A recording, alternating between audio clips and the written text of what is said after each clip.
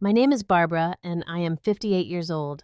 I spent 30 years raising my son alone, working two jobs, sacrificing everything so he could have a better life. I believed that a mother's love was the most powerful bond in the world.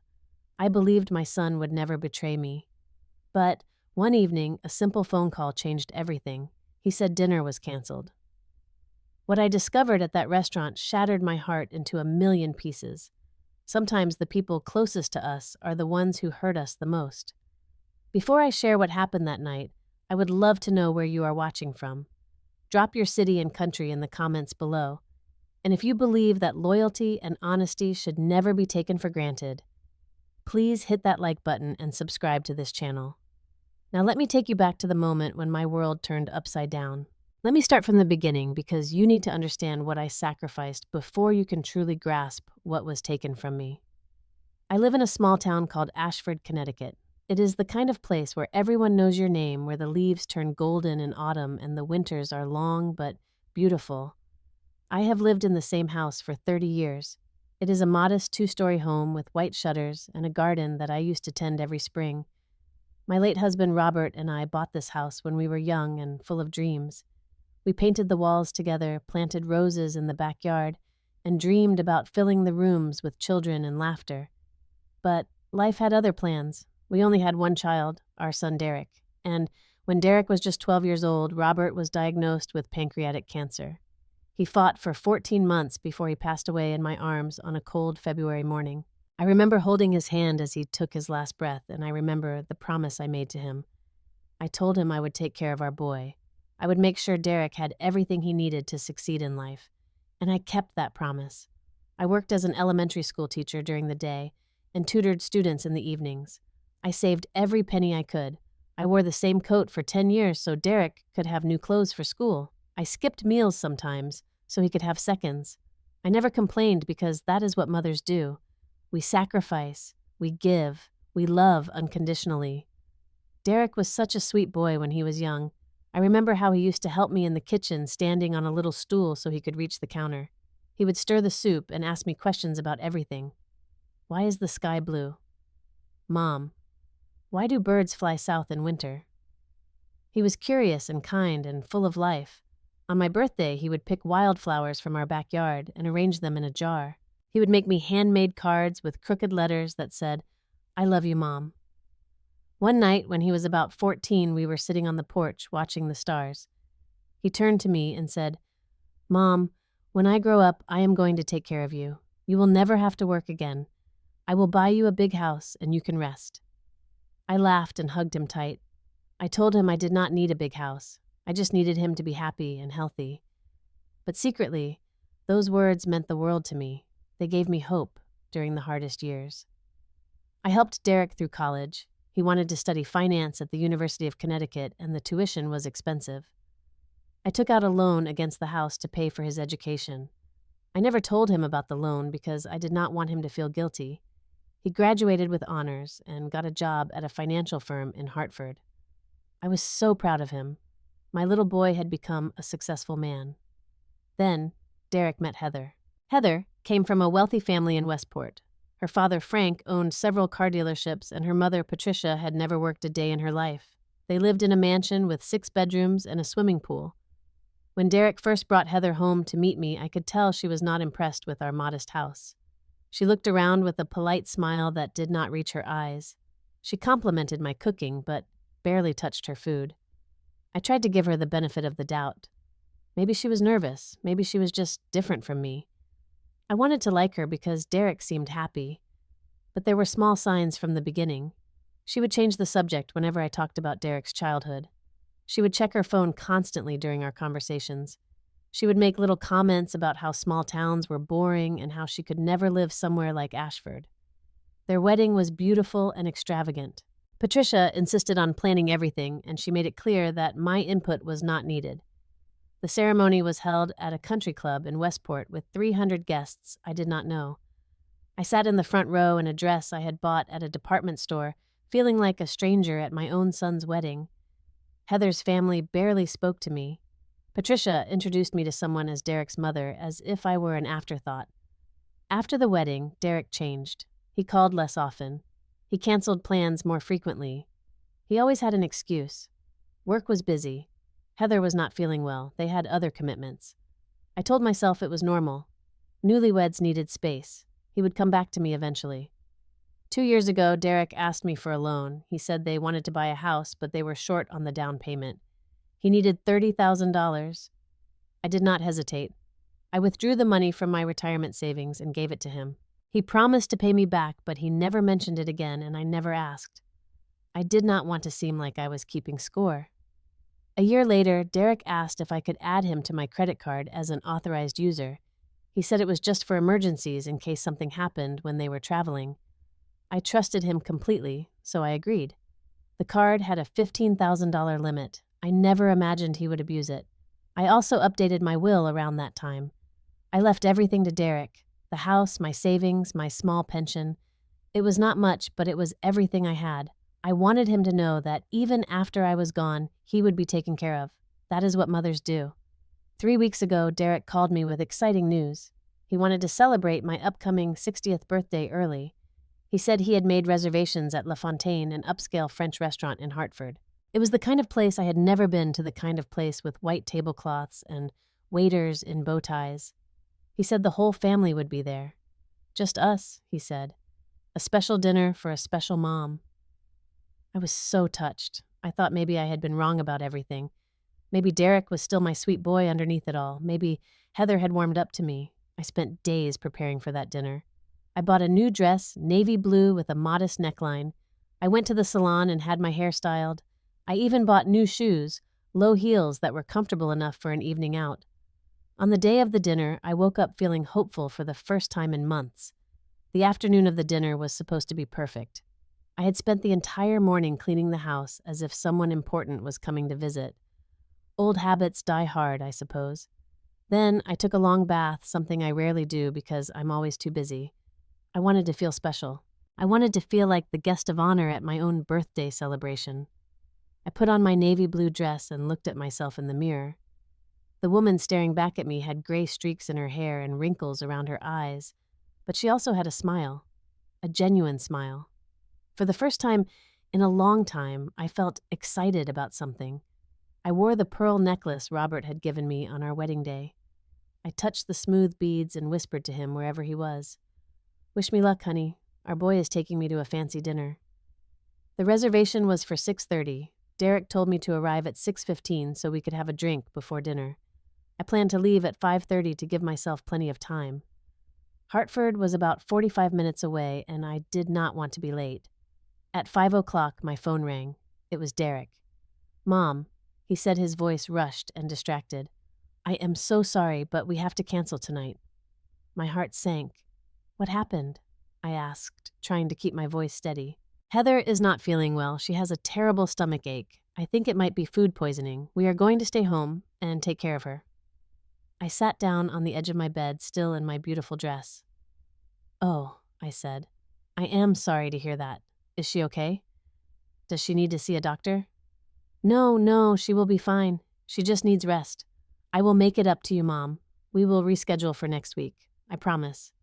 "Of course, honey. Take care of your wife. I hope she feels better." "Thanks, Mom. You are the best. Love you." He hung up before I could say, "I love you" back. I sat there for a long time staring at my reflection in the mirror. The woman in the navy blue dress no longer looked excited. She looked tired. She looked disappointed. She looked like she was used to being let down. I thought about changing out of my dress, but something stopped me. Instead, I walked to the kitchen and poured myself a glass of water. I was not hungry anymore. The anticipation I had felt all day had turned into a hollow ache in my chest. Then, my phone buzzed. It was a notification from my bank. "Your credit card ending in 7421 has been charged $253.87 at La Fontaine Restaurant, Hartford, CT." I stared at the screen, reading the words over and over. La Fontaine, the same restaurant where our dinner was supposed to take place. The dinner that was just canceled because Heather was sick. Maybe Derek had made a deposit and forgot to cancel it, I thought. Maybe the restaurant charged automatically. There had to be a reasonable explanation. I called Derek. No answer. I called again. Still no answer. I sent a text asking him to call me back. Nothing. A strange feeling crept into my stomach. It was not anger yet. It was something worse. It was suspicion. It was the feeling that something was very, very wrong. I grabbed my car keys without thinking. I told myself I was being paranoid. I told myself there was a simple explanation, but I could not shake the feeling that I needed to see for myself. I drove to Hartford in my navy blue dress, my pearl necklace, and my new shoes, the same outfit I had chosen to celebrate my birthday. The sun was setting, painting the sky in shades of orange and pink. Normally, I would have found it beautiful. That night, I barely noticed. The entire drive, I kept telling myself to turn around. I kept telling myself I was overreacting. But my hands stayed on the wheel and my foot stayed on the gas pedal. Something was pulling me forward. Something I could not explain. There must be a reasonable explanation, I whispered to myself. There has to be. La Fontaine was exactly as I had imagined.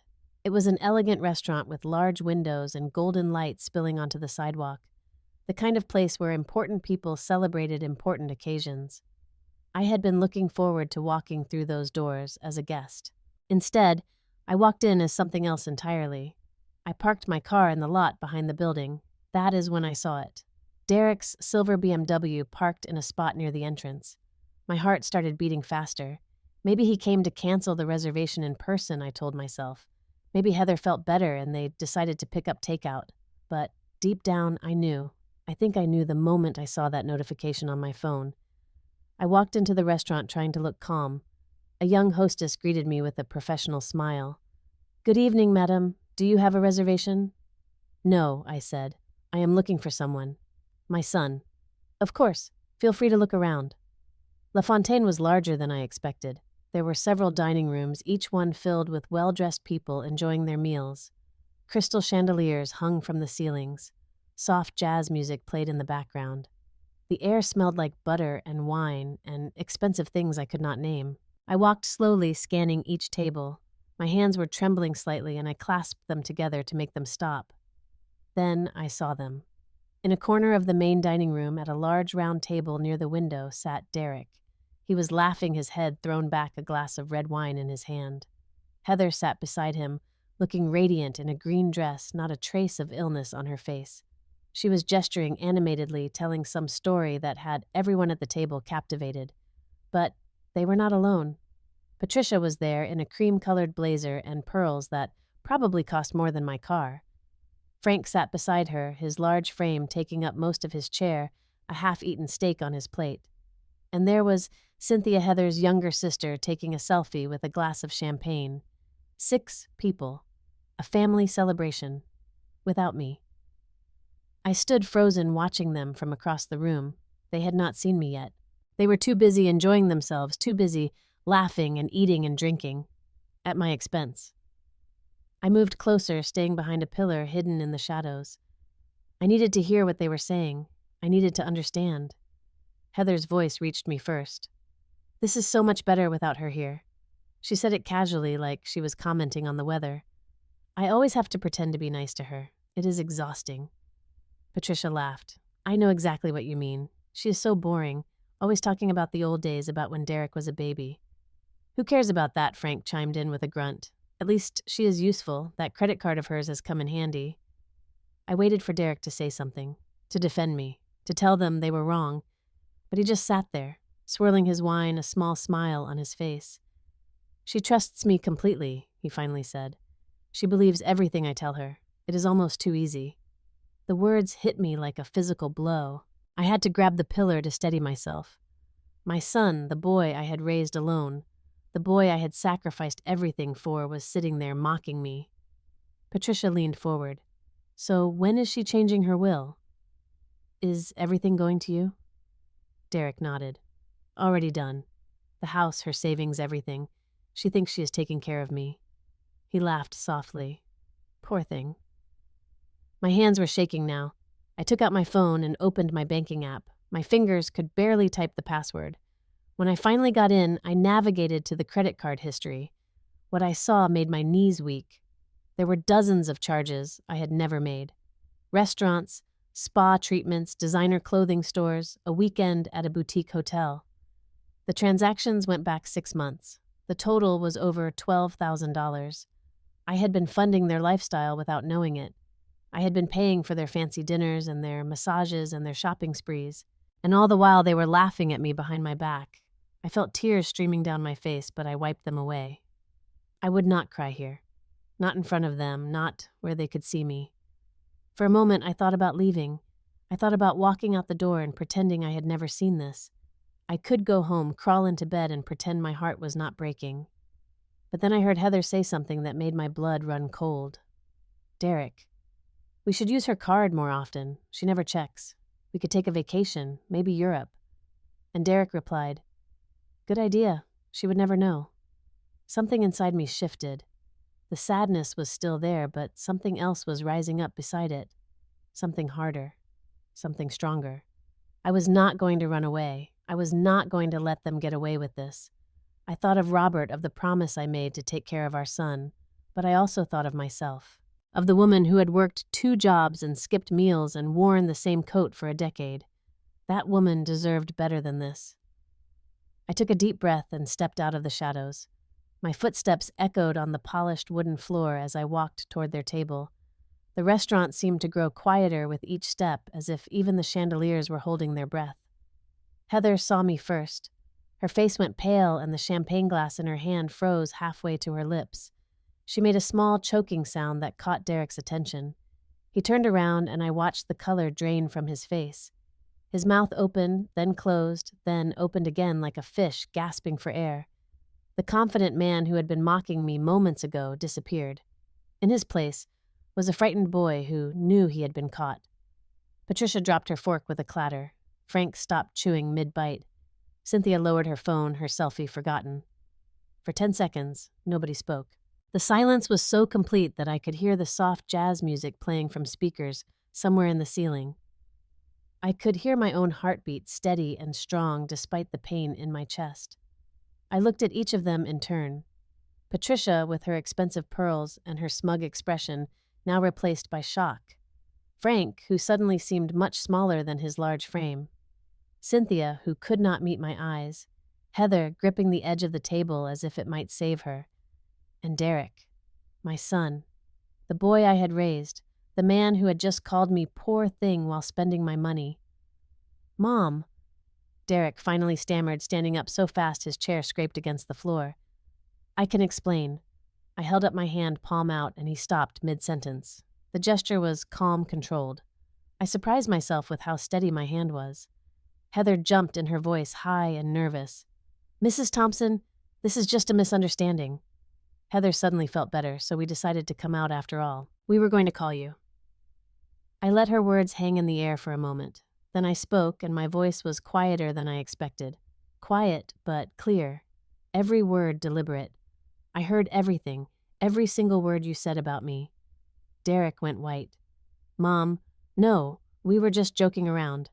I continued as if he had not spoken. I am boring, I am naive, I am easy to fool. I repeated their words back to them, watching them flinch with each phrase.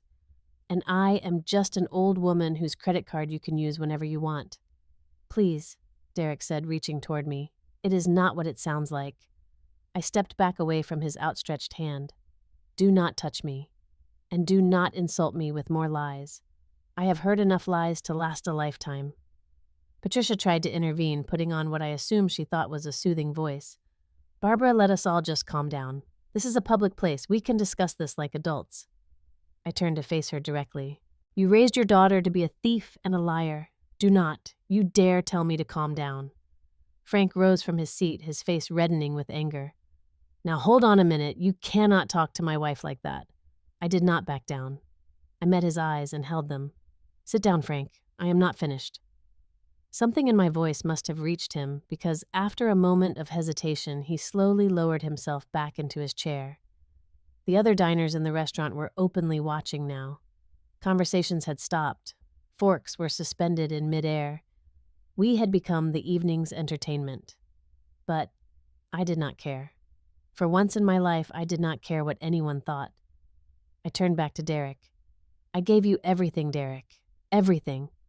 I worked 2 jobs to send you to college. I took out a loan against my house to pay your tuition. I gave you $30,000 for your down payment. I added you to my credit card because you said it was for emergencies." Tears were forming in his eyes now. "Mom, I am sorry. Are you sorry for what you did, or are you sorry that you got caught?" He did not answer. He could not answer. I nodded slowly. That is what I thought.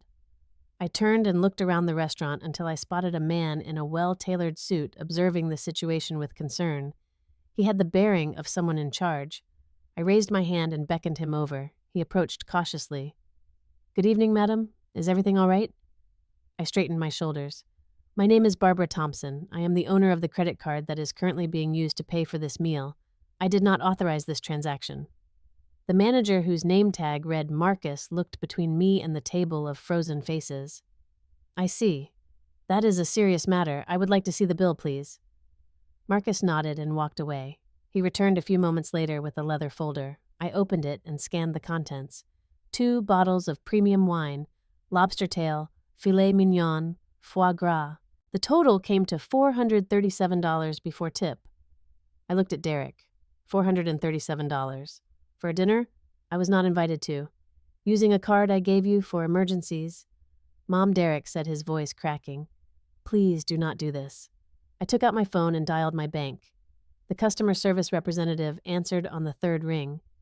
"Yes, hello. My name is Barbara Thompson. I need to report unauthorized charges on my credit card, and I need to remove an authorized user immediately."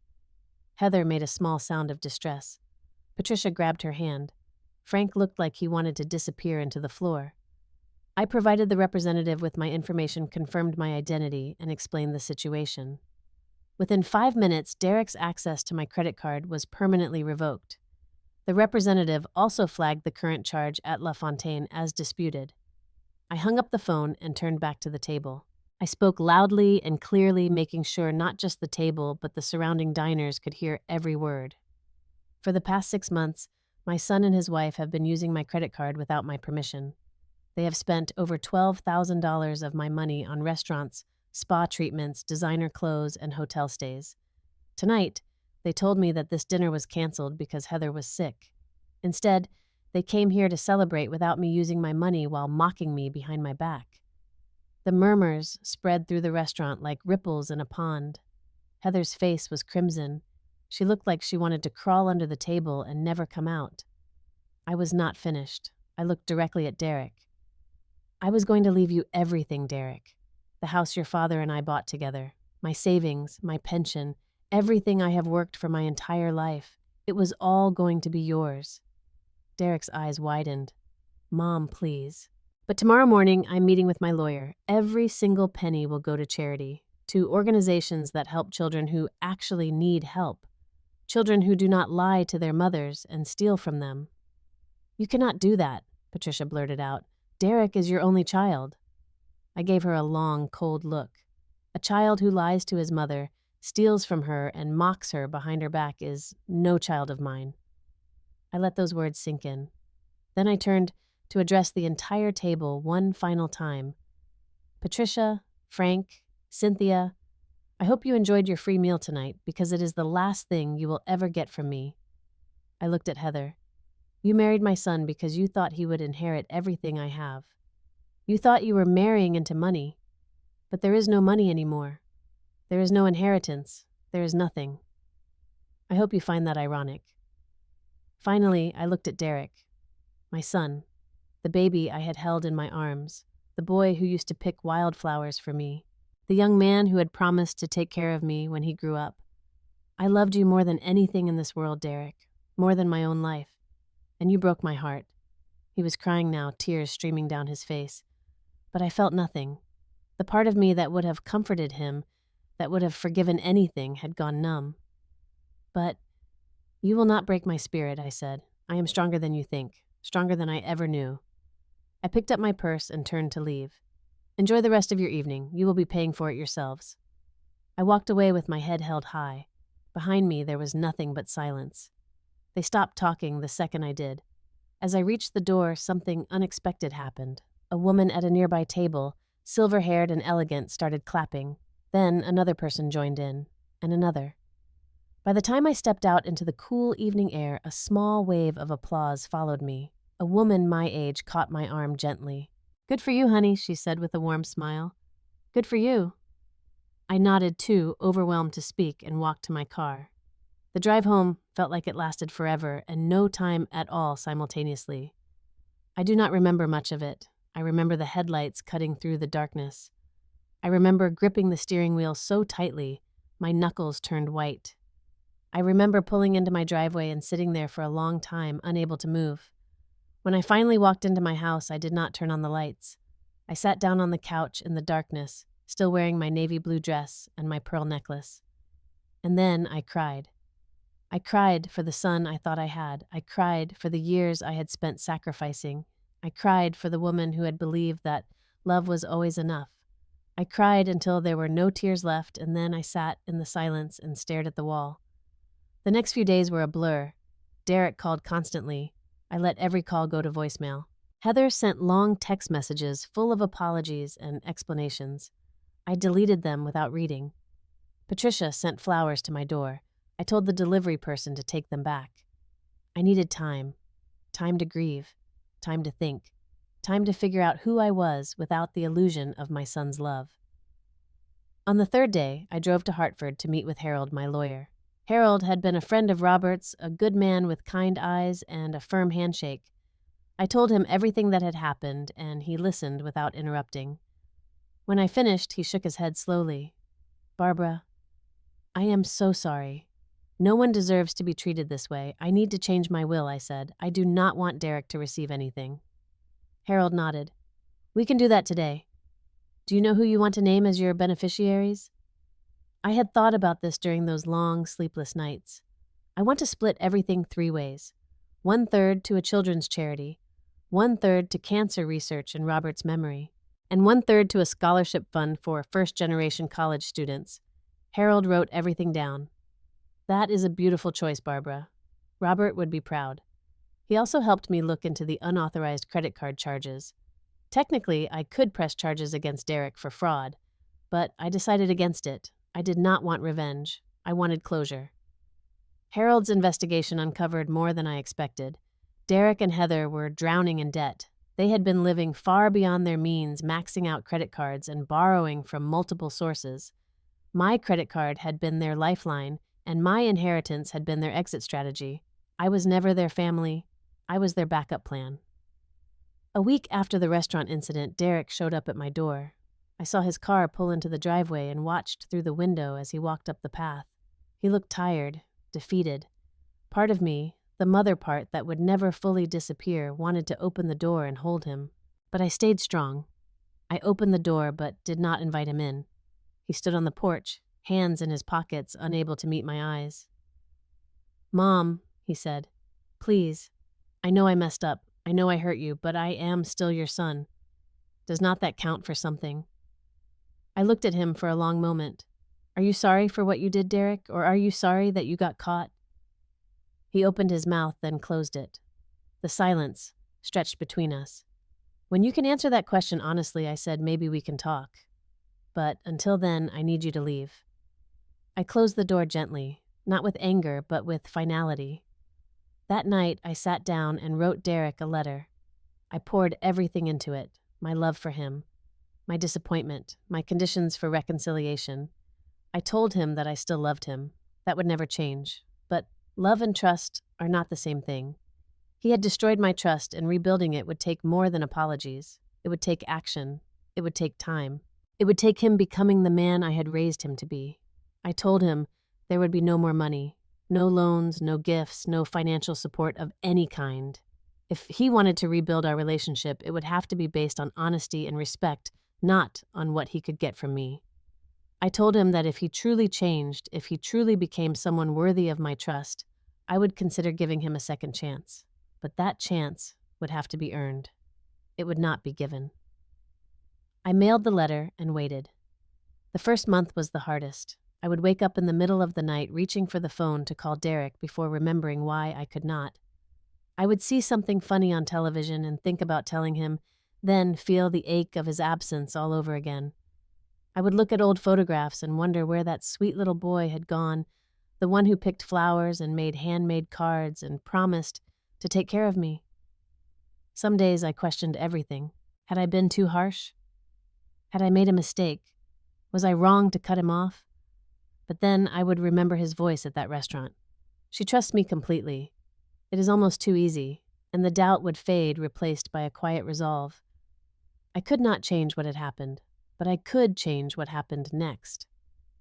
Linda, my oldest friend from my teaching days, became my lifeline.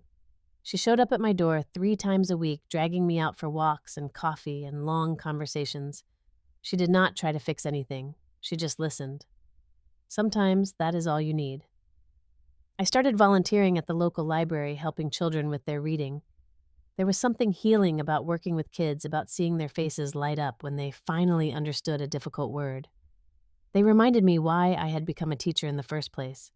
They reminded me that there was still good in the world. I took up gardening again for the first time in years. I dug up the old rose bushes that had become overgrown and planted new ones. I grew tomatoes and cucumbers and basil. There was something therapeutic about working with the soil, about nurturing something and watching it grow. I enrolled in a watercolor class at the community center. I had always wanted to learn to paint, but I never had time when I was working and raising Derek. Now, I had time. I was terrible at first, my landscapes looking more like abstract blobs, but I kept practicing and slowly I got better. I even took a trip to Maine by myself.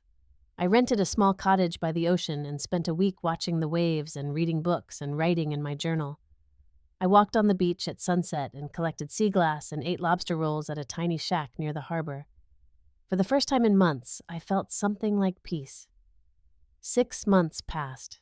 Then, one day, a letter arrived in the mail. It was from Derek, handwritten, which surprised me. He had not written anything by hand since he was in grade school.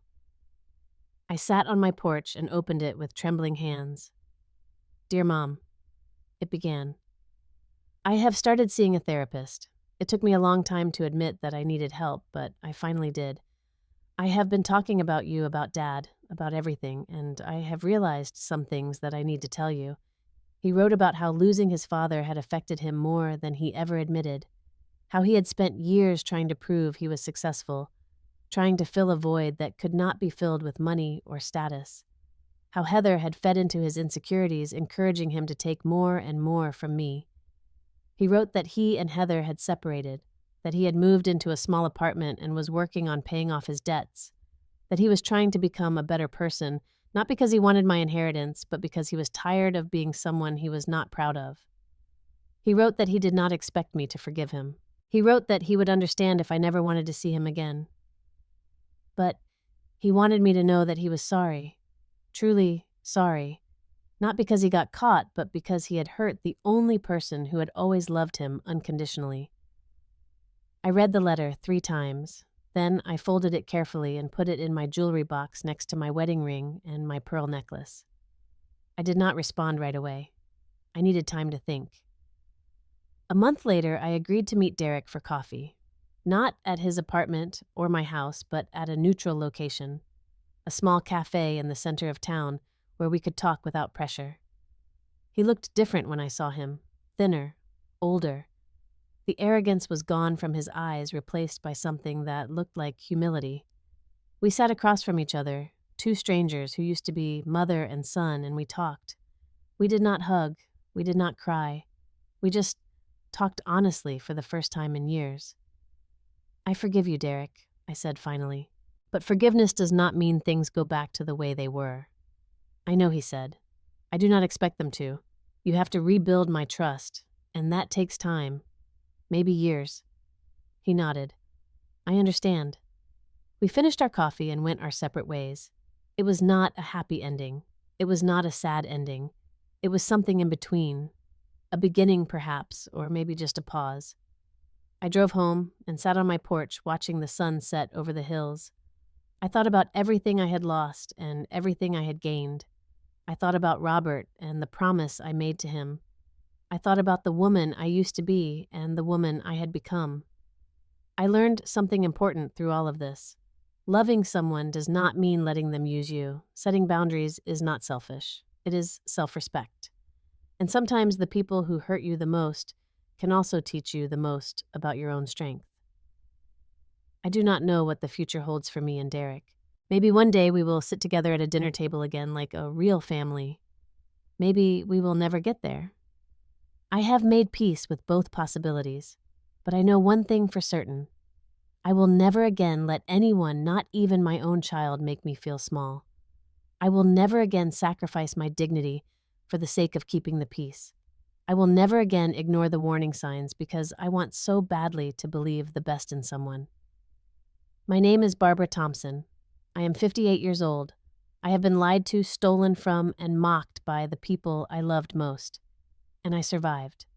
More than that, I thrived. I am finally free. To anyone listening who has ever been betrayed by someone you love, I want you to know this. It is not your fault. You did not deserve it. And you are stronger than you think. The pain will fade. The wounds will heal. And you will find yourself again, maybe for the first time. Now, I have a question for you. Have you ever had to set boundaries with someone you love? Have you ever had to choose self-respect over a relationship? I would love to hear your story in the comments below. If this story touched your heart, please give it a like. It helps more than you know. And if you have not already, please subscribe to this channel and hit the notification bell so you never miss a story. Share this video with someone who needs to hear it today. You never know who might be going through something similar. Thank you for spending this time with me. Thank you for listening. And thank you for being part of this community. I wish you peace. I wish you strength. And I wish you the courage to always choose yourself. Until next time, take care of yourselves.